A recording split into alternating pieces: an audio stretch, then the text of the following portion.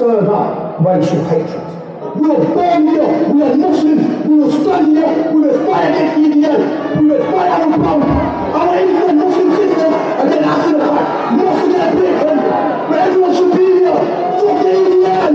The top tier of Labour MPs and support resigned after that talk. But home hate is still a Labour-controlled disinformation. By the way, Mark Rowley, if you're still in the police when this film goes out, when are you going to arrest Conrad Lowles for spreading false rumours and inciting racial hatred? So Lowles doesn't get arrested for his lies. But Bernadette Spodroff, a Cheshire businesswoman who sent an erroneous tweet about the Southport murder, she was arrested. She was held overnight. Then not released, but she was bailed pending further inquiries, which have since been cleared. I had expressed my own views on the state of the country and its failure to protect innocent citizens, and that is still legal. But it's very clear that a vocal part of our society wants the opinions of ordinary people like you and like me suppressed. They say they support free speech, but they mean only the speech they agree with. They say they support dialogue, but only the dialogue that agrees with their worldview. And they say they want equality, but they don't mean for people who think differently to them. Now, we've had nearly a year of violent, anti-Semitic hate marches on the streets of Britain. The legacy media describes them as largely peaceful. Citizen journalist footage suggests that's a lie.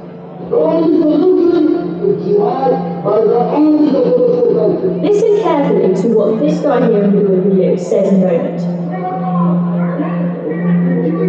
Did you hear that? We are ready to kill you all, is what the man said.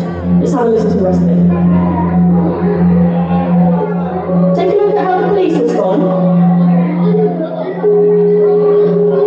The police stand there and do absolutely nothing.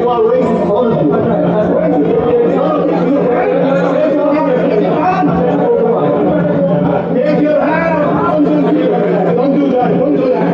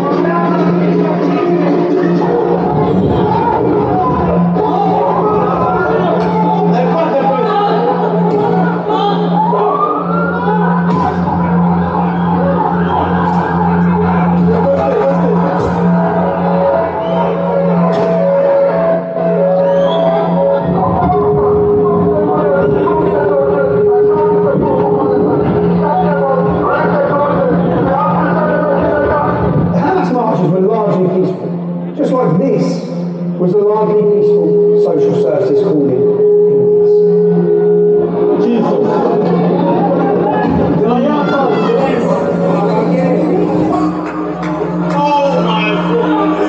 That's the police running away from Romani gypsies and Pakistani rioters in the Hare Hills Leeds after social services call turned violent. The Hamas marches were largely peaceful, just like this was a largely peaceful chat between the armed police at Manchester Airport and a largely peaceful Muslim family. By the way, these men, they were released without charge when a baying mob of Muslims turned up at Rochdale police station demanding their release.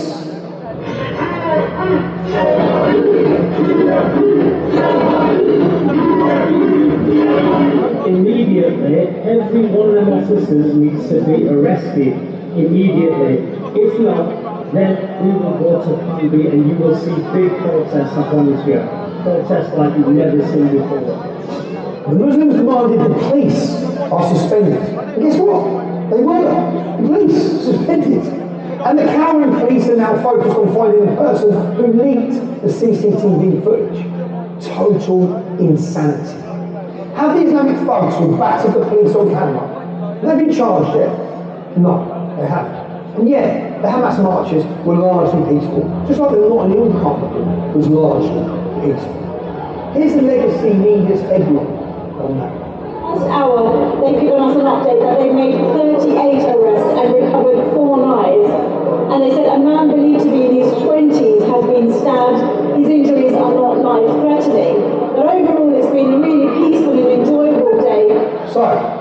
No swift justice for the Hamas riots, for the Leeds riots, the Manchester airport folks, or Nick Knowles.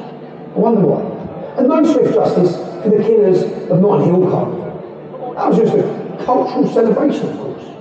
So we know the police treat different groups differently. No credible commentator would dispute it. In 2020, we had White Lives Matter protests during COVID. During COVID lockdowns. Yeah. So Keir Starmer, now our Prime Minister, rushed to take the knee to express his solidarity with Black Lives Matter after they'd already injured 30 police officers during their protests, after they'd broken the law with the COVID lockdowns. Yeah. And Keir Starmer rushed to take the knee. He said, there are legitimate grievances here. This is about racial injustice, because rioting, on the left, remember, is the voice of the unheard.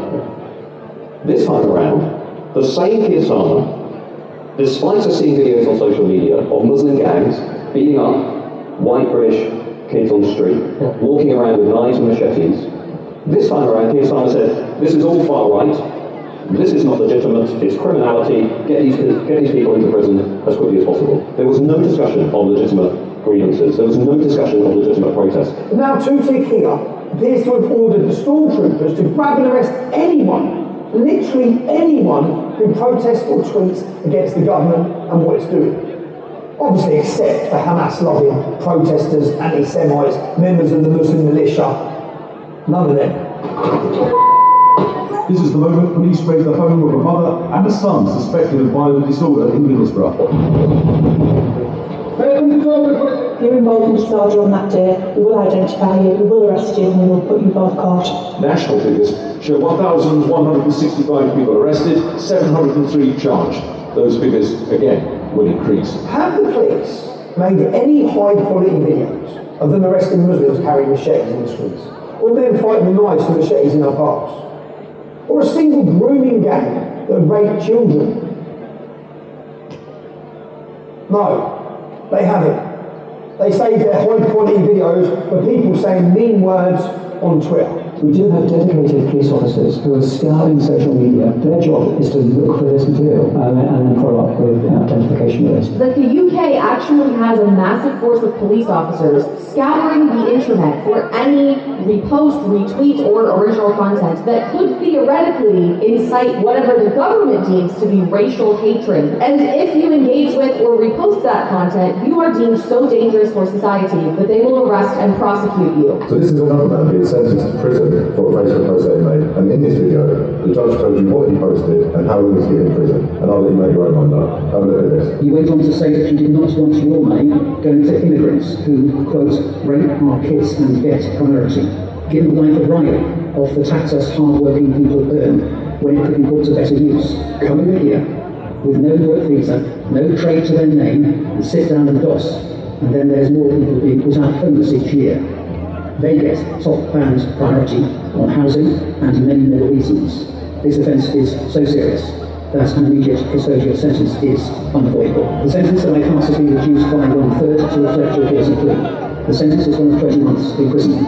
Every tyrant knows you can't run a totalitarian state unless the judges do what you tell them to. In Russia, North Korea, they're awarded DACAs, second homes in the countryside. In England, you get honours for doing what you're told. Honours. Let's be very clear, this has not been about protest, this has been about violence and thuggery. Bewildered Yvette, tough on crime, tough on imaginary crime. Her message to the judges was clear. People who tweet dissent, they're criminals. That's what she said, judged before any trial. And those judges have been busy. You have brought shame on yourself and the town of which you are a resident. You must be punished for what you did. The only mitigation, as I have indicated, is your guilty plea. Accordingly, the sentence is reduced to one of 2 years and 8 months imprisonment. I appreciate that will fall hard upon you as a senior citizen. Most of these cases that I've been reading about, for example, the case of this poor man, David Springer, a 61-year-old who's been working as a train driver for 14 years, who's now taking care of his sick wife, who has been sentenced to jail because they wanted to make a sacrificial lamb out of him. They wanted to set an example to the rest of the UK, and that message was very clear. That message was, you don't get to disagree with us. You don't get to be present at this protest, because David Springer did absolutely nothing. And we have video footage of that. He was there. He, according to the reports, he shouted something at the police while boo-hoo. Is that worth 18 months in jail? A mother of 5 being sent to 26 months in jail because she threw a can at the police? Is that proportionate? And then online who committed the crime of, according to the government, inciting racial hatred because he posted one post on Facebook? Is that proportionate? That's right. Bang. You're inside serving years. And let's take another look at some of the judges who sent people to jail for hurting words. That's right. Rape, steal and stab. Let's just put it down to cultural differences. It's community service for you, lads. Fence painting. Picking up litter for a few hours. So tell me how our judiciary are not politicised. How they're not compromised and a tool of the state. And to the judges, I hope you get the honours you've been promised. Tin pot, despot, Kia. Your political judiciary might be another reason people are angry. Lady. This isn't just two-tier policing. This is a two-tier political and social system that is routinely prioritising racial, sexual and gender minorities at the expense of the majority. Now every tyrant knows the media is a tyrant's best friend. Well, the media that does what you want them to, they're your friends. Everyone else, they need to be shut down. Which definitely includes us.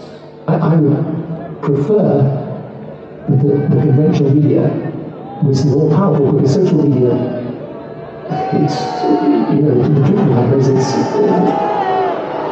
got really great aspects to it in terms of the way people interact with each other, but in politics it's a bit of a play. That's right. They call it misinformation.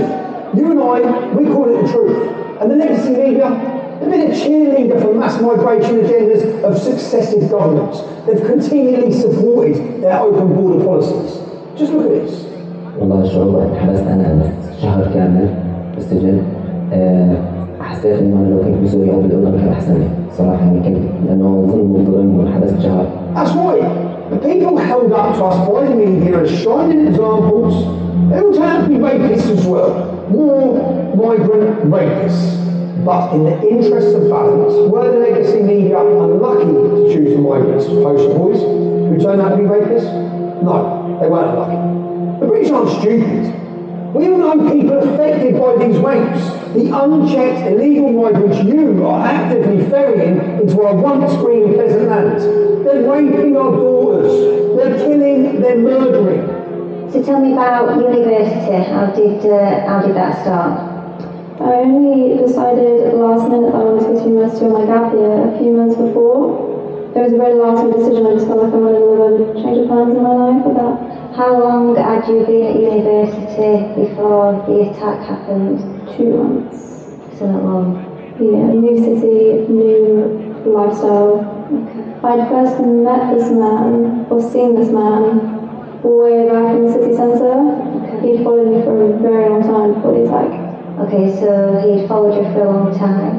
Mm-hmm. Then what happened? So he just kind of grabbed me on the street and just kind of pulled me into the church yard. So he pulled you into the church? Yeah. And then what happened? And then he kind of pushed me against, it was like a concrete block. Okay. And then just kind of pulled down my door. I suppose it's every parent's worst nightmare. She's very innocent, very trusting. And I was told that I just needed to step back as a dad. You want to take control, and you want to get in there and fix all the problems. But on this occasion, I had to step back and trust the police. And how long was it before you got to trial? It was 6 months, exactly 6 months from the day he was murdered. And did you go in and give evidence? I did. That must have been difficult after that. It was difficult. It was especially difficult because I had my final exams for uni on the same week. University, my exams for university were over a 2-week period, and it fell on the same week as the trial. So I was in and out of the exam hall, and in and out of the courtroom at the same time.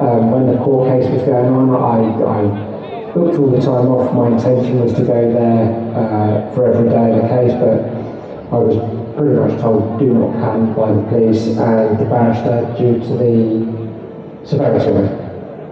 My daughter closed down, didn't want any help. She was going to deal with this herself. It was very tough on her. She had lots of breakdowns. We had to drive up to to where she was many times, 2, 3 in the morning to help her. So tell me about the rapist, where we're living. So this is what really gets to me, is he was staying in a hotel, and it's not far from Student Village. Now, so he was living very close by to the university? Yeah, walking distance. The people that are coming illegally, but it says it, they're illegal, they've broken the law when they set foot on our shores, they've broken our laws. So at that point they should then be detained and processed as criminals. But I don't believe they are. I believe they're being sent to hotels, being given money, and free rein to just wander freely, throughout the community. He can apply for parole in just 8 years. If he comes out and he's not deported and he's going to be living here, what do you plan to do? I plan on leaving the country within 7 years. You just want to be away from him? Yeah, I don't want to be out insane. Do you think he should be deported? Yeah. She's changed. Our relationship has changed. I don't think it'll ever be the same. How is it true? We were quite close. We would talk quite a lot. I was always there to support her and help her and guide her. But now, I can message her and I can go maybe a week or 2 weeks before she would respond to that message. We play games, we don't play games anymore. I'll call and she won't answer. She's a lot more distant. How do you feel as a parent when Sophie leaves the house now? Awful. It's really tough.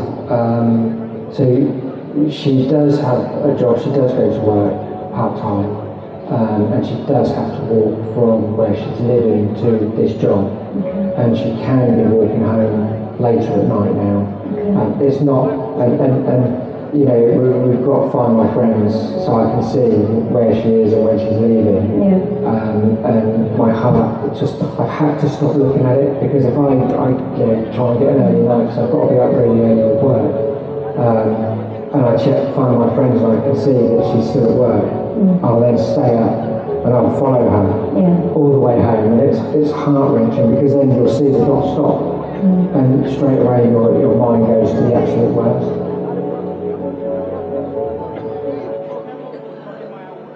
Is this an isolated case? Was this just one migrant in one city who's been housed and fed and paid for by the British public, who's decided to rape an English woman walking home?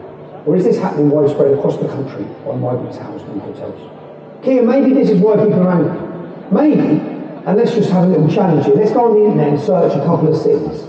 I could pick any city in the UK and search migrant, refugee, rape, and it will bring up cases. We simply don't have time to go through every rape of a migrant in every hotel for this documentary. But can you understand why people are angry? And if you've got the migrants in the hotels, just refugees and asylum seekers are literally raping in every single town and city across the UK. Kia, maybe these are the reasons the British public are angry. Now, the media told you the people in Hartlepool were far right for protesting the hotel. What they don't discuss is the fact that one of the migrants in the hotel left the hotel, committed an act of terrorism, murdered a 70-year-old British grandfather. His family will be angry. The community will be angry. Maybe the people in Bournemouth are angry because an asylum seeker come into our country, lied, like they all do, said he was 14 years old. What checks did you do on him? You put him straight in school with our daughters. So people in Bournemouth might be angry because their daughters were put in school with an adult who pretended he was a child. He went on to sexually harass children, chase people with knives, and later he murdered a 21-year-old in Bournemouth city centre. A Royal Marine was brutally murdered by this asylum seeker. Then the Home Office do their checks. Then we find out he wasn't 14, he was 19. He was a fully grown adult male. You put him in school with children. Then we find out, on his way to Great Britain, he murdered 2 people with an AK-47 in Serbia. That's right. A cold-blooded killer with no checks, with no vetting, was put in school with parents in Bournemouth. People in Bournemouth are not angry because they're far right or they're racist. It's justified anger because you're failing them time and time again. It's a reality. This is justified anger because of government failures, but they cover it all up. They don't want to talk about their failures. Just blame it on the imaginary far right. No Keir Starmer, no the establishment, no the media, no the government. Every part of this is your fault. It's your failures. You've brought these people into our towns and cities. You've endangered our families.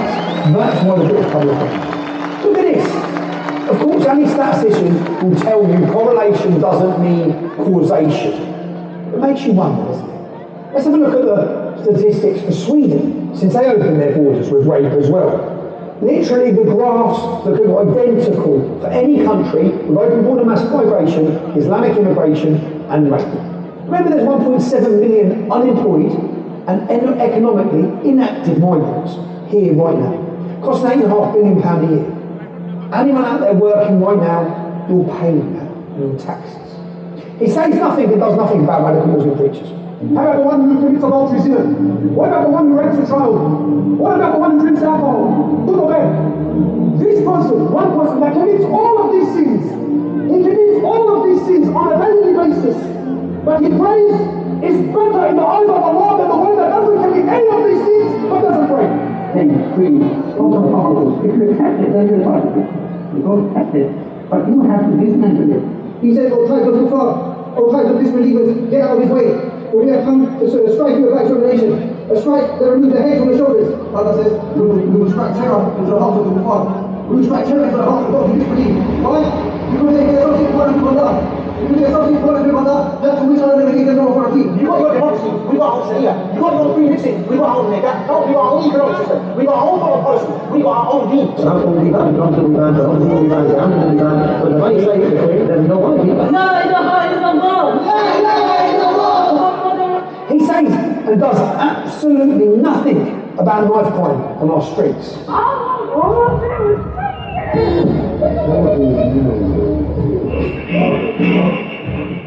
He says nothing and does nothing about Islamic terrorism, jihad, Islamic cause, female genital mutilation, misogyny.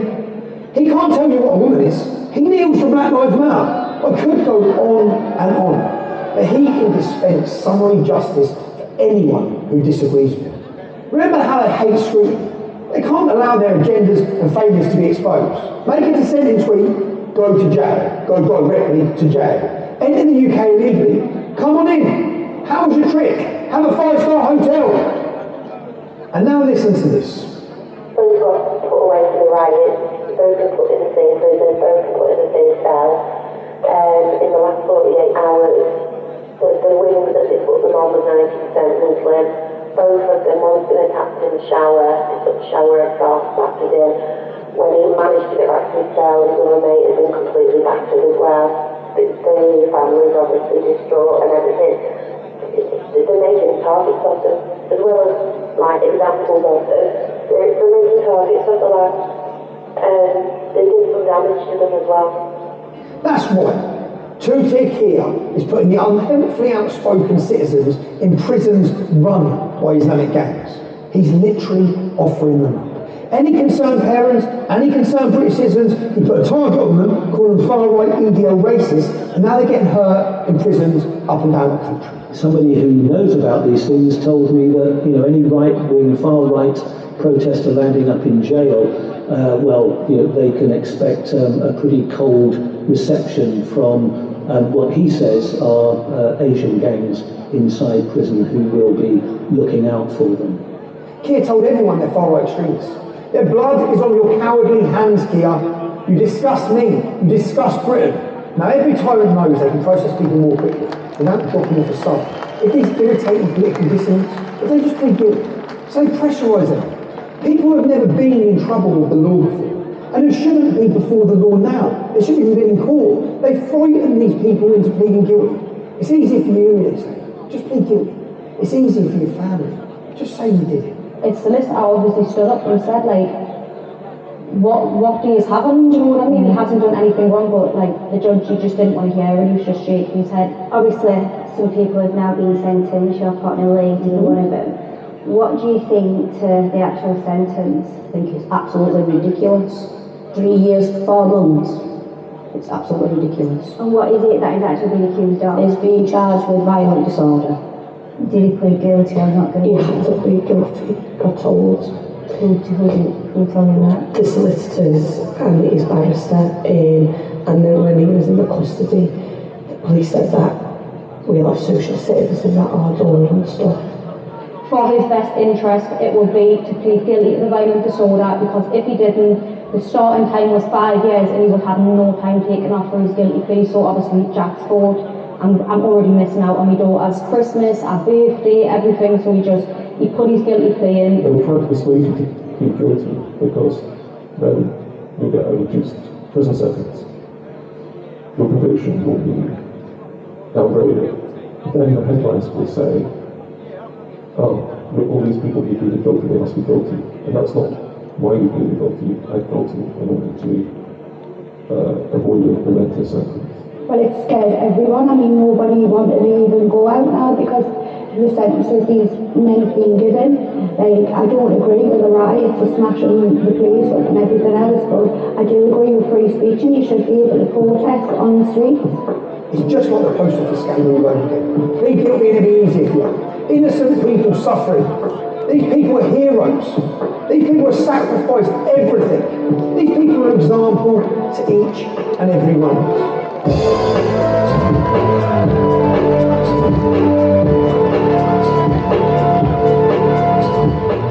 Actually, we have more than one problem. Our first problem is we're led by tyrants. People whose allegiance is to the World Economic Forum, not the British people.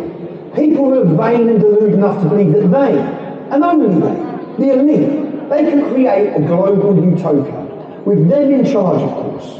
The World Economic Forum has already published their plans.